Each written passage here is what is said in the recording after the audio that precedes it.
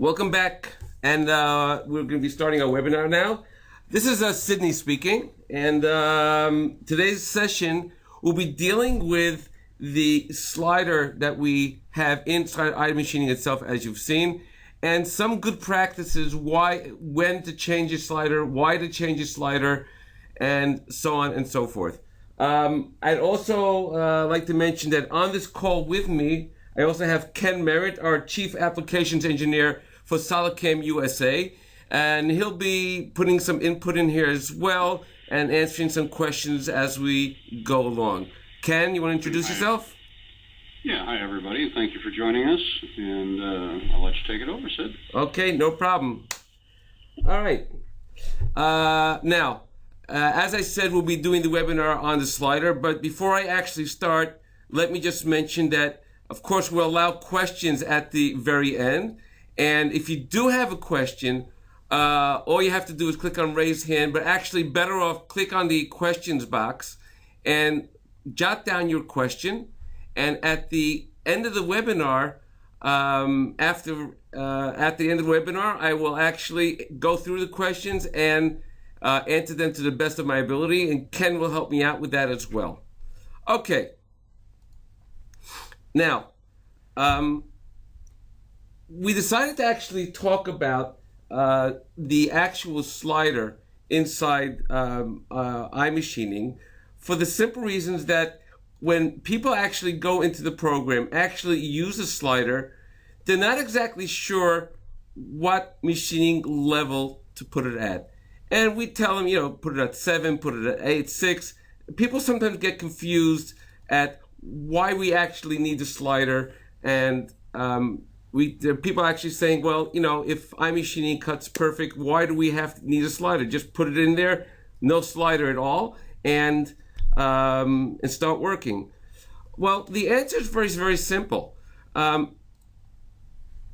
are different working conditions that have to be taken into account when you use the slider, which is why we use the slider. And that's exactly what we're going to be talking about today. I'll just mention some of the reasons why we have the slider. For example, certain things have to be taken into consideration when machining. For example, the rigidity of the machine, how rigid your machine is, how well taken care of your machine is it your waves running well, is there a little play inside your table, is your spindle, how well is your spindle? Is your spindle running smoothly? Are your bearings gone? The holding of your tool, what kind are you using collets? Are you using heat shrink? Are you using a holder with a screw on the side? All of these play into why you need to use your slider. For example, if you have an old machine that hasn't been taken care of well, and you know that your table's a little bit has a little play in it and stuff like that, you want to take your slider down, for example, because what the slider does is actually takes away the aggressivity of the cutting itself, puts a lighter load on your tool, therefore you'll have less vibration. And we're actually trying to cut back on the vibration, and that's what this will help do. But what I'd like to talk about mostly right now in this webinar is also something that people sometimes ignore when they actually do work with the slider. And that's the actual holding of the actual clamping of the part itself. And I want to show some samples of different situations, different ways people clamp, and how it affects the iMachining itself, how it affects your machining on that you're actually doing. Now, this first example that I have on my screen, which you all see, is a part held in a vise, typical block held perfectly in a vise, and this is what I would call a excellent holding situation.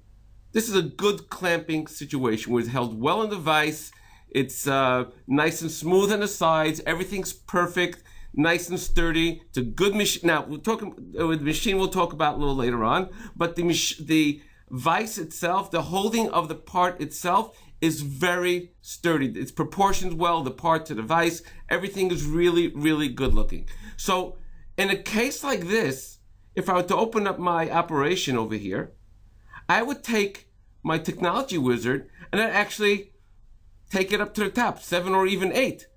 Work as high as you want with it, because right now we're talking about a perfect clamping situation where it's held in a case like this. Now, obviously, this is we're talking about right now the clamping of the part.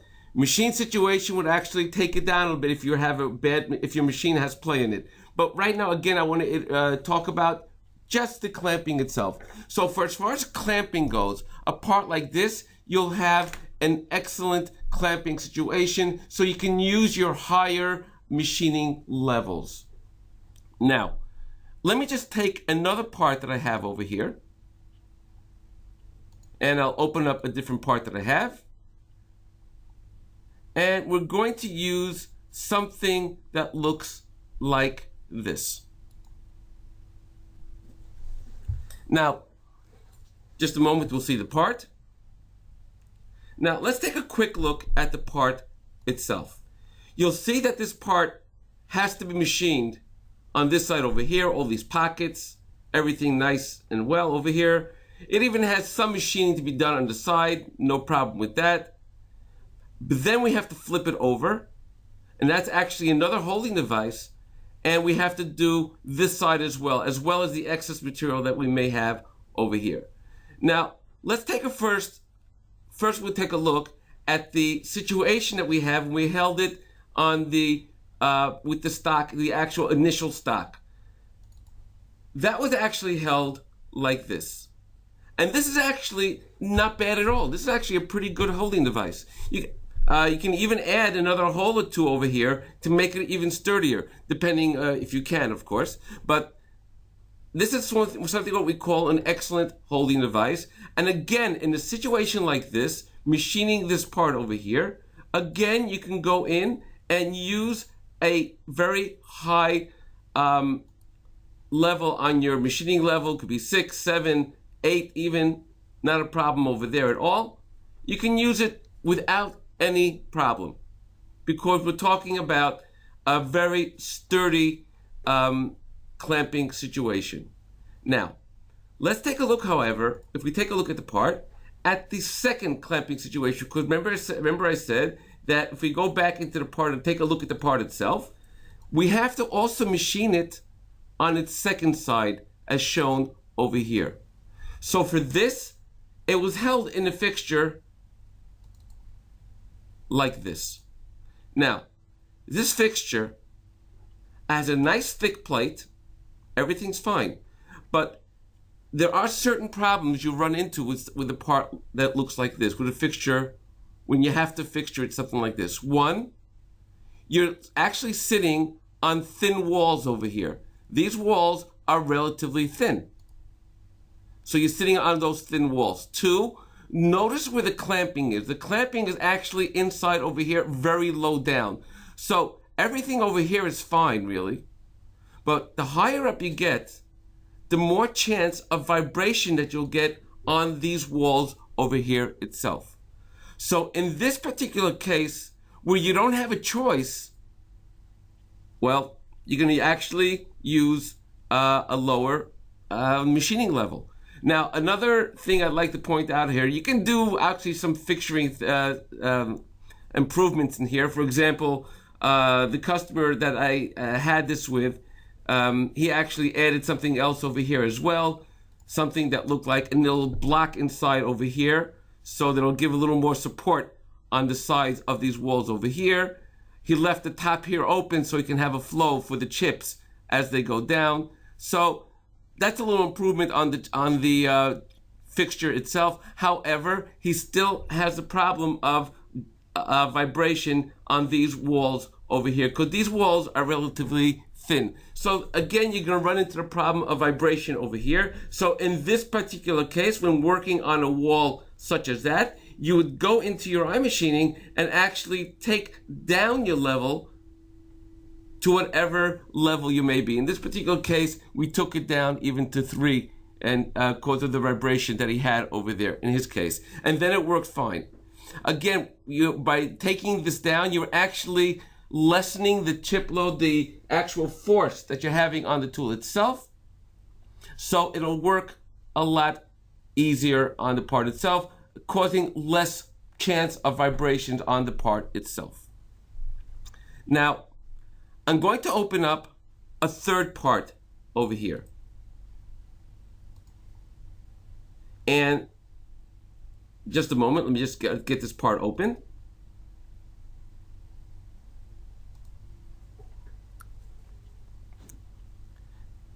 This is the next part we're talking about.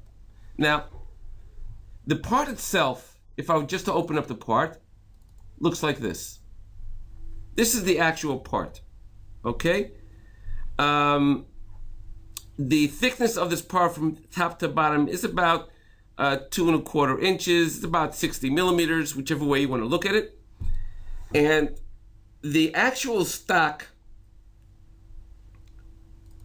was held like this. This is the actual stock where some screws were bolted through directly into the plate on the table. Now, this, the way it looks right now, it's not bad at all. This is pretty sturdy. Okay? And as we're machining down, by the way, I machined out this area over here. And actually, let me run a little bit of the simulation from here to this point over here. I'll run the simulation. And as you see, we machined out these areas over here. Let me actually run it a little quicker. Milled out those pockets as shown over here. Milled out those areas over here, avoiding the screws to let it still hold on to the part. Drilling our holes. And continuing on with the drilling, making the holes larger now, then milling out those holes itself. And notice I put drills down holes over here. That's for clamping later on. You'll see what I mean in a moment. Put on my chamfers. And that was basically what we did on that side. Now, for the second side, for the next part, to finish out the outside, we had another clamping situation where I switched clamps and held it like this. Took these screws out, held it like this. By doing that, I was actually able to do the following. We'll take a look again at the simulation from this point on. And just one moment, please. Shoshana, בלי שואל בבקשה.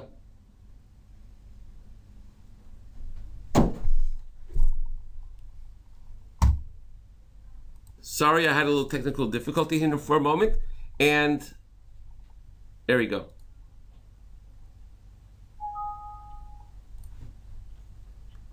So that's all machined out. Now, I had this clamped down over here. This is actually pretty good. I was actually able to work very aggressive with a part like this. Now, if it looks fine, what's the problem? This actually, the way you see it right now, is not a problem. But let me go back to the plate, the way the person actually did have it when he was machining it. The way he had it when he was machining it, and let me just do a little verification over here of what we have over here. He actually had this set up a little different. This was set up on a plate that was only 20 millimeters thick, or just over 3/4 of an inch thick. Well, when you have a plate that's like that, you're bound to have vibrations. The way to deal with that is, of course, you can add. If I would take just take a quick look at the plate itself. You can add more clamping holes to the plate itself. That would actually help. That wouldn't be a problem. But in this particular case, he did not have any room to have any kind of additional holes over here. He had a problem clamping this whole area over here, so he was not able to do that. So he was stuck with this kind of a plate. And this is what he had to deal with. So when he was dealing with a thin plate, again, to avoid any kind of vibration from the plate itself. The plate itself was causing vibration. Again, he would have to go in, and which is what he did. And he actually changed the technology wizard to actually work slower. He went down, if I remember correctly, he actually did go down to 4 to take care of the vibration, and that actually worked out. So again, a situation where it could work out better if he had the right type of clamping plate, but he didn't. So he actually worked it out by taking down the machining level, and that actually helped him out in that particular case. And then he was able to do it without any problems of vibration. Okay, let me load up one more part.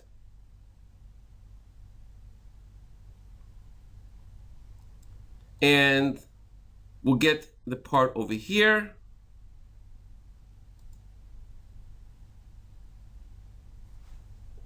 Okay. What we see over here is actually a very simple part with a pocket inside over here, and everything looks fine. It really does. I mean, technically, there shouldn't be any problem with it, and it would work fine. And if I remember correctly, this part was titanium. The actual part I couldn't put over here because it's a part that I was not allowed to show, so I actually made something that will actually demonstrate what the problem was. Okay, so this is the actual part, and if I were to go into the operation where we did the pocket inside, well, what happened was very simple. In the technology wizard, you noticed I'm down to 3. Now, why is that? Okay, let me actually show you exactly the way the person was actually working. If I were to show you exactly what he had something that looked like this. He was working on a 4th axis rotary table held with a center because he wanted to also machine the second side as well. Now, the problem over here arose is that this rotary table that he had over here, the 4th axis, the brakes, it was not exactly the best. Not only that, there's a large overhang over the end of it where there was really not enough support from the turning table itself, from the 4th axis itself. So in essence, what happened is that while he was machining the middle area over here, and I'll actually start my simulation so you can actually see what I'll be talking about. The way he was machining, he first did the deep pocket, which is no problem, which is actually very good. As he was machining it, this part was sounding great. No problem at all. It was really running nice and smooth. And he was working at level 7, I believe, in titanium. Now, the moment he started going further and further out towards the outside walls, all of a sudden he would get vibrations. And when I say vibrations, I mean really high vibrations. It was so high that at the very end, towards the end, he even broke his tool. That's how bad the vibrations were. He had to actually take down his machining level to 2. And that, when he took it down to 2, he was actually able to do it, but it took him much longer to machine the part. Because this was clearly, in this particular case, he wanted to save on the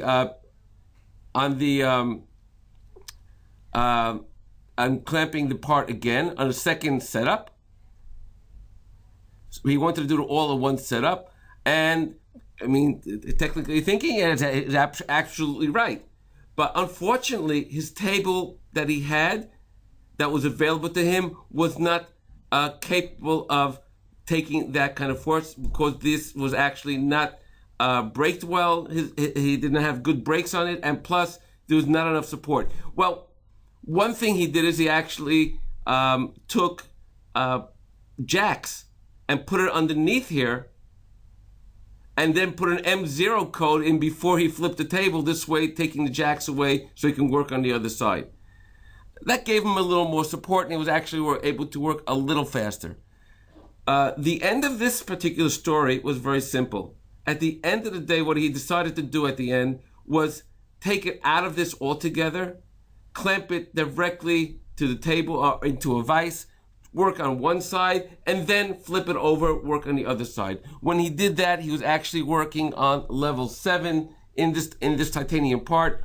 Again, he was not breaking any tools. His tools were lasting for a nice amount of parts, and he was doing it again a lot quicker. And it ended up going a lot quicker than if he would have kept it in the same way he did before, and using the fourth axis radial, because he was also afraid of using those jacks. He was afraid of using the jacks for a simple reason, that if he would forget to take the jacks away, he would really have a problem and cause a lot of damage to his table and machine. He was afraid of that. So in this particular case, he worked at the end just by working directly on the part onto the table itself. This way he was able to work. So what we actually saw up until this point was very simple. We saw 4 different holding situations. One holding situation was inside the vise, as shown over here, which was the excellent holding situation. The second one was the part where we had it held one side inside a nice holding fixture. But when we flipped it over, it was held with 3 clamps at the bottom. So side 1 was machined very well, but side 2, you had to take down the level. The next one was where we had a plate, but the plate in this particular case was much thinner than what he really had needed. Again, that was a situation where he had to take down the slider as well. And of course, the very last one I just showed you is where the 4th axis was not, I would call it an unstable 4th axis, where it was not stable, it was not sturdy enough to handle the machining. Therefore, he got too much vibration and he was not able to use it properly. Okay, now, as I mentioned in the very, very beginning, this is one aspect. What I actually dealt with here was one aspect of the slider. Again, as I mentioned before, there are other aspects. One very important aspect, by the way, and with iMachining in general, not only with the slider, but in general, I just wanted to mention, is also, besides the machine rigidity and the spindle condition, the tool holding, is something called cooling. It's not necessarily what you use for cooling, but it's how well do you cool your part. Do you have one nozzle going on it, or do you have multiple nozzles going on the part itself? Now, let me just show you a couple of pictures I actually have over here. And if we take a look, and I'll try to make it a little bigger. If we take a look at this photograph over here, you can see actually that this particular person has a fixture on his spindle itself with multiple heads. Multiple heads allows us to actually get coolant from every single side onto the tool itself. Because if you only do it from one side, if you only cool from one side, a lot of times the tool will get behind material will not have direct coolant on it, whether it be air or actually this type of coolant here that we see. Any type of coolant, it will not clear away the chips well because the coolant is not hitting the tool well. Having coolant, something like this, will actually, whether it be air or fluid, will actually clear away, keep your tool nice and cool, and keep the chips away from the tool a lot better. Another picture, you can actually see it working, where he has coolant coming down from here in case we have deep tools. He has all different types of coolants going onto the thing. In this particular case, actually, if I'm taking a look at it closely, you'll see he only has 2 hitting this, but it's better than having 1. Okay? Now, let me just go forward to another picture that we have over here. This is a picture of a very high pressure coolant going onto the tool itself. It's all nice and pretty when you have something like this, it's having nicely taken care of from the outside. But still the problem with this is, again, if you get behind the part itself, and you go deep into the part, they will not get coolant actually directly on the cutting areas itself, and you may run into problems. So again, having coolant around the tool itself is a much better situation, and that actually helps keep your tool alive and also cuts much better. It keeps your tool a lot cooler. Now, another picture that I have over here is actually showing you a kind of fixture that was actually used on the spindle itself, where he has the coolant actually coming down from different directions, and he has a lot more control as to where the coolant is actually coming on. This will help us out a lot in many cases. So again, coolant is also a very important factor in iMachining, as in any machining, by the way. But in iMachining, coolant is extremely important, making sure you're getting the coolant on the tool itself. Okay, so again, machine rigidity, very important, and spindle conditions. As far as the spindle condition, what I mean is whether it's loose or it's if it's worn, if the bearings are worn, if your tool holding, if the clamping of the tool itself, whether you're using collets or using hydraulics or heat sinks or you're using something with a screw on the side, all of these play into account of making sure your tool is actually held well and also running actually concentric. That's also important and well balanced. These are things that you need to take in consideration also when cutting your part. Now, of course, you all know your machines. I mean, you've been working on your machines, so you do know your machines. So you know more or less each machine what the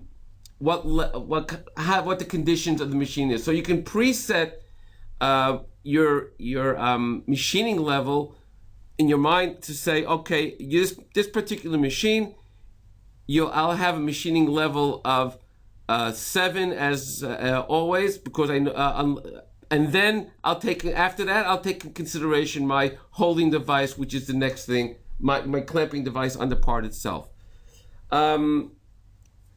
Okay, what I'd like to do is, Ken, do you have anything that you'd like to add?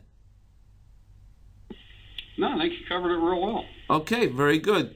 All right, now I will have the floor open to questions now. If you want, you can write down your questions.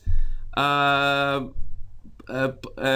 I see you raised your hand, but please write down the questions. I have a problem getting questions over the microphone over here. So if you could write down the questions, I'd appreciate it. I'll give a minute or two for people to start writing down questions.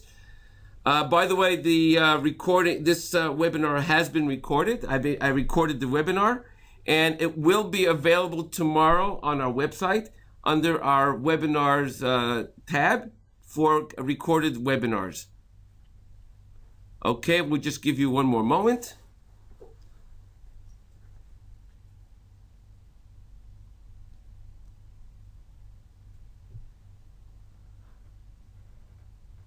Okay. And I hope the time is good for these webinars. Okay. Again, if you do have questions, I'm going to be ending the webinar now. If you do have questions afterwards, please feel free to write to webinar@solidcam.com, and we can answer you that way as well. So everyone, have a great day, and when it gets to the weekend, have a great weekend as well. Take care, and again, thank you for joining our webinar. Have a great day, guys.